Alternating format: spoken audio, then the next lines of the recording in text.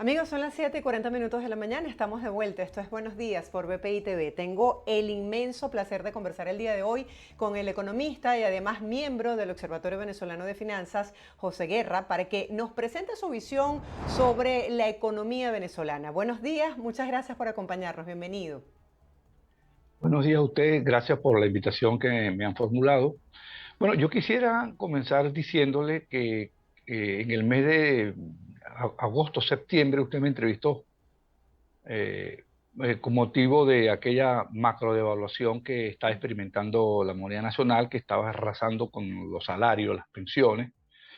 Y yo le dije que venía un periodo de tranquilidad en la cual el Banco Central iba a intervenir fuertemente en el mercado cambiario para calmar el dólar y luego iba a volver a presentarse una situación de devaluación y efectivamente así ha ocurrido. Entonces, tenemos un cuadro en este momento donde este mes que está transcurriendo de noviembre es el mes de mayor devaluación del bolívar, incluyendo el mes de agosto y septiembre, donde hubo aquella irrupción de demanda de dólares y la moneda se depreció, el conflicto con los trabajadores a raíz o con motivo del reglamento NAPRE, etcétera. En este mes de noviembre, el bolívar se ha devaluado más de 40% hasta el día de hoy. Entonces, esto haya llevado como consecuencia, pues, que el salario se haya literalmente pulverizado y Maduro haya declarado de facto algo que no parece, que no ocurre en ninguna parte del mundo, que es una congelación de salario, pero no una congelación de precios. Los salarios del sector público venezolano están congelados desde marzo de este año, 2022, ya van para 8 meses de congelamiento y los precios han aumentado un 95%. Esto es un acto de barbaridad o de barbarie contra el trabajador venezolano. Y voy a terminar sobre este asunto, el tipo de cambio, diciéndole que lo único cierto en Venezuela, la única certeza macroeconómica en Venezuela es que el bolívar va a seguir cayendo, desafortunadamente, porque nadie desea eso, porque por la razón siguiente, esto no se debe a una conspiración internacional del imperialismo contra el Bolívar, no se debe a factores técnicos de que las criptomonedas no están funcionando, de que hay problemas con el dólar para que lleguen los cargamentos de dólares en efectivo al país. No, el problema básicamente y fundamental es que los venezolanos repudian al Bolívar, no quieren bolívares. Cuando reciben dólares se voltean a comprar dólares. ¿Por qué? Porque tenemos una inflación de 170% anual y aquel que se quede en bolívares se arruinó por la inflación. Entonces, esa es la causa fundamental, que los venezolanos no confían en un gobierno que emite una moneda que él mismo destruye a través de la inflación. Si quisiera que ahondáramos un poco, siempre es muy grato escuchar sus proyecciones porque usted como experto en la materia tiene la capacidad de analizar los temas económicos y de ver cuáles son las incidencias y estas proyecciones que valoramos mucho. Quisiera que nos hablara sobre cuáles son esos elementos que han incidido para que la inflación sea la más alta en este mes de noviembre justamente. ¿Y qué puede esperar el ciudadano común? Por ejemplo, vemos que están pagando los aguinaldos, las pensiones y no llega ni siquiera a $30 versus una canasta alimentaria que supera los 450. Bueno, allí el tema de la inflación, lo que ocurrió fue que luego de la hiperinflación que comenzó en el 2017 y finalizó en enero de este año, la inflación no bajó lo suficiente, entonces se quedó en una inflación alta, en una inflación elevada. Y una inflación elevada que hasta el mes de octubre marca 175%, pero lo que estamos viendo desde el Observatorio Venezolano de Finanzas, que en este mes que está transcurriendo, que ya está cerrando, la inflación se va a colocar otra vez sobre el 20%, probablemente cercano al 20% en el mes. Recordemos que muchos países tienen inflaciones de 8 o 10% y están preocupados. Venezuela tiene 20% en un mes, para que dimensionemos de lo que estamos hablando. Esto coloca la inflación en un ritmo anual otra vez cercano al 200%. En esas condiciones, la causa de esta última, de esta acelerada depreciación del bolívar, es decir, la que está moviendo la inflación, es justamente la devaluación de la moneda. Entonces hay un proceso allí simultáneo mediante el cual el Banco Central inyecta dinero a la economía, el gobierno inyecta dinero a la economía, los venezolanos no quieren ese dinero por la inflación salen a comprar bienes. Si usted iba a comprar una lata de atún mañana, la compra hoy, porque sabe que mañana va a costar más y eso acelera la inflación. Y a su vez eso impacta sobre la moneda y se devalúa. Eso a su vez retroalimenta la inflación en un círculo vicioso de devaluación, inflación, inflación, devaluación, que es lo que estamos viendo actualmente. Entonces, ¿cuánto va a cerrar la inflación este año? Cercano al 200%, probablemente. Si seguimos con un ritmo como el que estamos viendo en noviembre, de inflaciones cercanas al 20%. En ese contexto, la causa fundamental es la expansión del gasto financiado por el Banco Central, se encuentra con unos bolívares, el público que no quiere, sale a comprar dólares, eso hace que se devalúe la moneda y eso es lo que genera la inflación.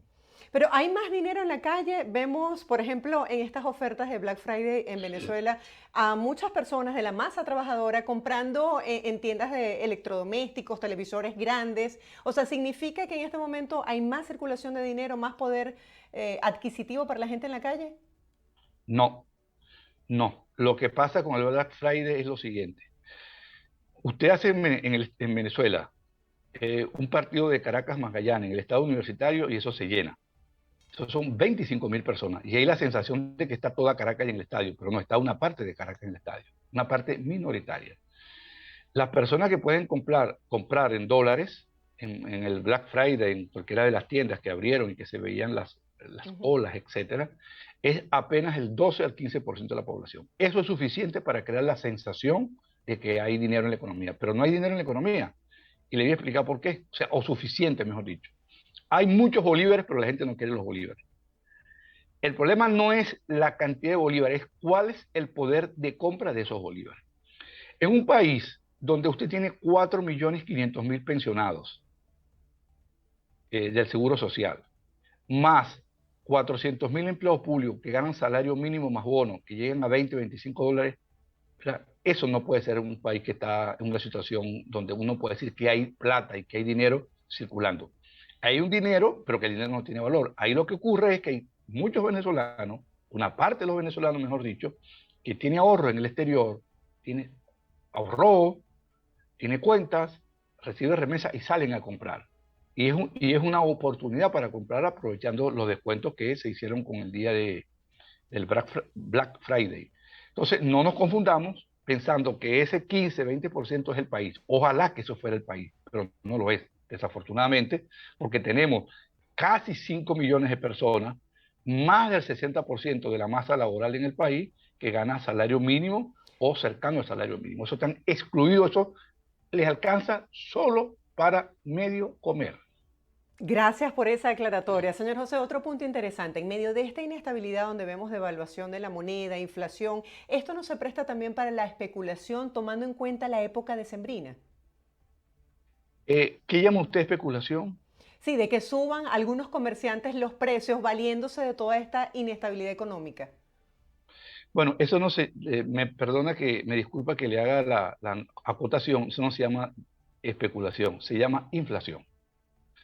Porque en Venezuela se instaló la mala costumbre, algunos economistas en los años 70, decir que cuando los precios aumentaban había especulación, pero cuando los precios estaban estables, los que eran especuladores no se comportaban como especuladores. No, eso es el fenómeno típico de la inflación. Cuando uno habla de especulación, en ese caso, uno tiende a echarle la culpa al comerciante, pero el comerciante vende caro porque él compró más caro. Ya Cuando usted tiene entiendo. una Es el devaluación, efecto de la inflación que obliga al comerciante a es aumentar el correcto. precio. Claro, porque si yo Es compré una el dólar, cadena. si yo compré el dólar el mes pasado, estaba en 9 bolívares y ahora está en 13, ¿qué hago yo con ese costo? ¿Lo asumo yo para perder y para quebrar y que desaparezca el mercado? No, yo lo trato de trasladar gradualmente y por eso me... Ahora, ¿hay alguien que se aprovecha? Sí, puede haber alguien, pero eso no puede ser la generalización de un fenómeno. Generalmente cuando se habla de especulación en términos económicos, se habla de especulación en términos financieros, de comprar un bono o un instrumento financiero barato para venderlo caro, pero no en el mercado de bienes, del pan, de los alimentos, no hace esa referencia. Eso es inflación. Gracias por la aclaratoria. Me había quedado con ese viejo concepto de los 70. Gracias por actualizarme en esa materia. Avanzando con más del tema económico, existe como la expectativa entre los venezolanos que con esto de la reactivación petrolera, de la flexibilización de sanciones, va a mejorar la economía. Quisiera que nos hablara un poco acerca de estos acuerdos que se están estableciendo con, por ejemplo, esta licencia que se le dio a Chevron para operar en Venezuela. ¿Qué significa esto para el país? Bueno, esto más o menos se trata de lo siguiente. Cuando Hugo Chávez llegó al poder en Venezuela, la producción petrolera del país estaba en 3.100.000 barriles de petróleo. Venía subiendo con la apertura petrolera de los años 90, finales de los 90, y Hugo Chávez se benefició de esa situación. Además de eso, subieron los precios petroleros. Pero Hugo Chávez aplicó una política de reducción de la producción petrolera y este empezó a declinar gradualmente, vino el paro petrolero. El punto es que actualmente Venezuela está produciendo cercano a los 700.000 barriles de petróleo cuando pudiese haber producido o estar produciendo cerca de 3 millones o más barriles de petróleo, aprovechando esta bonanza que ha hecho ultrabillonarios a los países árabes y productores de petróleo que están flotando en dinero, porque aprovecharon la oportunidad y la ventana de oportunidades que le da el petróleo. Ahora bien, Estados Unidos, que fue siempre el principal mercado de Venezuela, logró incrementar la producción petrolera y se colocó como el principal país productor de petróleo del mundo. De manera que el cuento, la fábula de que Estados Unidos depende del petróleo venezolano no es verdad, porque Estados Unidos es el principal productor de petróleo y tiene otros suplidores importantes como Canadá, que lo tiene al lado, Colombia, que está produciendo, Brasil y algunos países árabes que exportan hacia los Estados Unidos. La licencia que le emitieron a favor de la compañía Chevron puede aumentar la producción petrolera. Chevron llegó a producir en su mejor momento, antes de las sanciones, unos 220.000 barriles de petróleo al día. Eso era menos del 10% de lo que produce Venezuela. Actualmente Chevron produce 50.000 barriles. ¿Qué puede hacer Chevron con la licencia? Incrementar de 50.000 a unos 100.000 barriles de petróleo, llegar hasta 100.000 barriles de petróleo en cosas de 6, 7 meses más o menos. Y si invierte más y si tiene incentivos para invertir, estaría produciendo 200.000 en año y medio, 2 años. Pero estamos hablando de 200.000 barriles de petróleo. Y Venezuela llegó a producir 3.100.000 barriles de petróleo. De manera que esto no es la solución al problema económico de Venezuela. Es un alivio. Claro que es un alivio, pero no es la solución. Además, la propia licencia, si uno la examina con cuidado, impide que Chevron pueda entregar dividendos y pueda entregarle efectivo al gobierno de Maduro. ¿Qué es lo que va a ocurrir allí? Y que hay mucha confusión en esto, hay mucho ruido en esto. Ahí lo que va a ocurrir es lo siguiente. Chevron opera unas empresas mixtas, opera dos campos mixtos. Un campo llamado Petropiar en la faja del Orinoco y un campo en Estados Unidos llamado Petroboscán. Ese campo del Estados Unidos es un campo que produce petróleo muy pesado, asfáltico, que se colocaba en los Estados Unidos para ser refinado y luego se producía pues el asfalto que se utiliza para las calles y otro tipo de productos.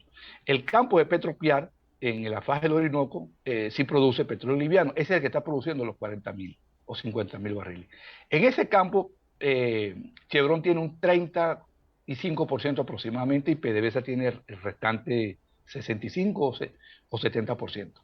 Si supongamos, para hacer la matemática más fácil, que se exporta 100.000 barriles de petróleo y la participación de Chevron es de 35%, Chevron toma 35.000 barriles diarios y lo vendería en el mercado petrolero internacional, ¿de acuerdo? Y le entrega el resto a PDVSA, pero no le entrega $1. PDVSA tendrá que vender sus barriles como lo hace por fuera. Hay gente que dice, desde mi punto de vista equivocadamente, que Chevron y la empresa mixta le va a pagar a PDVSA. Y yo creo que eso es un error y le voy a explicar desde mi punto de vista por qué creo que es un error. ¿Cómo haría Chevron para pagarle a PDVSA? Tendría que Chevron vender el petróleo, obviamente, usar un banco de los Estados Unidos y pagarle a PDVSA. Pero es que PDVSA está sancionada y Chevron no se va a tomar el riesgo de pagar a una empresa sancionada usando la cadena de banco de los Estados Unidos donde le van a bloquear la operación. Entonces, ese pago de Chevron a PDVSA en efectivo no va a ser posible. Chevron lo que le va a permitir liberar es la cuota parte correspondiente a PDVSA en la asociación mixta, 65%, 70%, y que PDVSA vea qué hace con ello. PDVSA, Chevron está autorizada es para producir los campos existentes al 18 de enero del año 2019, cuando se impusieron las sanciones. No puede expandir su producción. ¿Qué bueno tiene esa licencia desde mi punto de vista? Pero más allá de la valoración política, las negociaciones, etcétera, que la dan por un plazo de 6 meses, renovándose cada mes, el primer día de cada mes, por 6 meses. Por 6 meses y se renueva cada mes el primer día. Eso le da cierta estabilidad.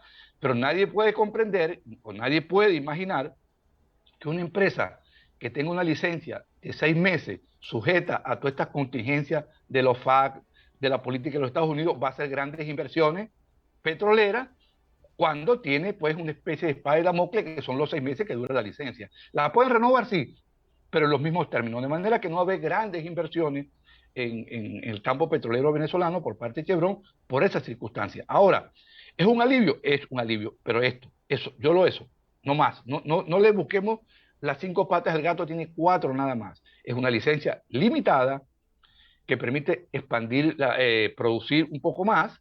Es una licencia que permite algo importante, muy importante desde mi punto de vista.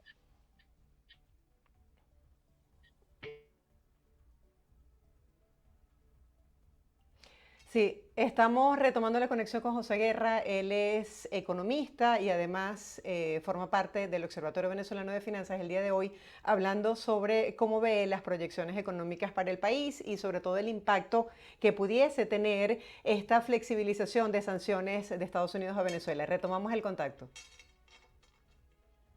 Sí, lo estamos escuchando, señor José. Háblenos un poco acerca de lo que establecen estas licencias. Las personas tenían esa expectativa de que iban a ver lo positivo de la flexibilización en Venezuela. Bueno, o sea, la licencia tiene 2 partes, la parte que permite y la parte que no permite. Ellos dicen que no, o sea, aquí en Estados Unidos es que ellos no niegan, sino que dicen no está autorizado. ¿Para qué está autorizado? Para explotar petróleo en los campos ya definidos, ¿verdad? Hasta los que tenía Chevron, hasta el 19 de enero del año 2000, el 18 de enero del año 2019, no puede expandirse más, puede contratar servicios, comprar diluyentes para los proyectos de la faja, Sí. pagar maquinaria, siempre y cuando no sean con empresas rusas y con empresas iraníes. Eso es importante clarificarlo. Puede hacer gastos en materia de seguridad laboral, de salud de los trabajadores, entre otros. ¿Qué no puede? ¿Qué está prohibido o no está permitido? En primer lugar, como le dije, hacer ningún tipo de negocio, ni con Rusia, ni con Irán. Segundo, no pueden pagar regalías a PDVSA. La regalía entonces, después que venda el petróleo, saquen los costos y sale la ganancia, salen los dividendos, lo que le corresponde a PDVSA, eso no lo puede entregar la compañía Chevron, tiene que entregarle crudo para que PDVSA vea a dónde lo vende, a China, a India, etcétera. Chevron no puede hacer esa operación. Y lo otro es que Chevron no puede expandir el campo de sus posibilidades de producción, o sea, no puede explorar otros campos, no puede expandirse, sino está acotado y limitado a esos 2 proyectos, Petropiar en La Faja y Petroboscán en el estado Zulia. Eso es lo que dice la licencia. Y O que se sea, más renova allá de la cada 6 meses. reactivación, ¿cuál es el beneficio que significa este acuerdo para Venezuela? Bueno, obviamente Chevron, me faltó decirle eso, Chevron sale beneficiada, evidentemente. ¿Por qué? Porque PDVSA tiene una deuda millonaria, yo diría que multimillonaria con Chevron. Entonces Chevron va a usar los cargamentos de petróleo para venderlo y pagarse la deuda. ¿Qué puede beneficiar esto a Venezuela? Bueno, ya esto es un tema más controversial.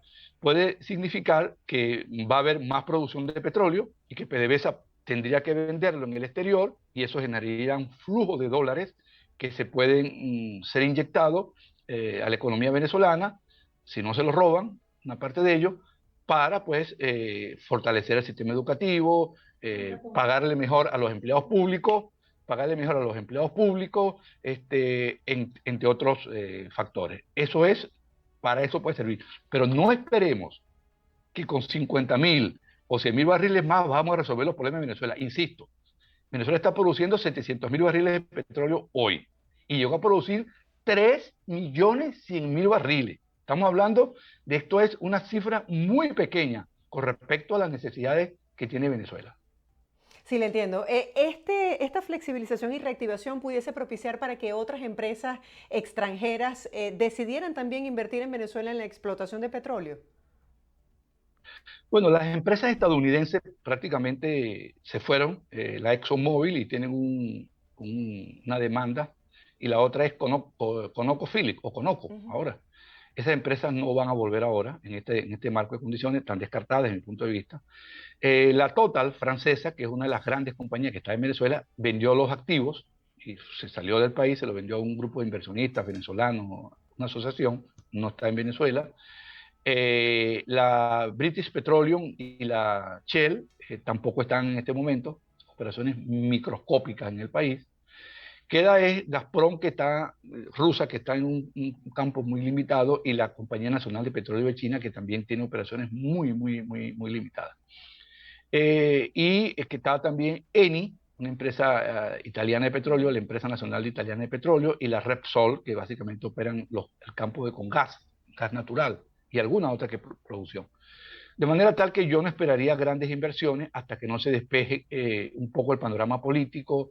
Hay un cambio en la ley orgánica de hidrocarburos, porque la ley orgánica de hidrocarburos, y eso tenemos que decirlo como parte de las sanciones, y esto va a ser un tema que va a tener que clarificarse, dice que el único ente que puede exportar petróleo en Venezuela es el Estado venezolano. Entonces hay que ver cómo se va a resolver ese nudo, cómo se va a desatar ese nudo para que permitan que Chevron pueda exportar según la licencia que dio Estados Unidos. Pero no, la ilusión de que va a venir un boom de inversiones, de que ahora sí se va a reactivar, bajémonos de esa nube, eso no va a ocurrir ahora en el futuro previsible hasta que no haya un cambio, ¿verdad? Y hasta que no se restablezca una nueva gobernanza en materia petrolera en Venezuela.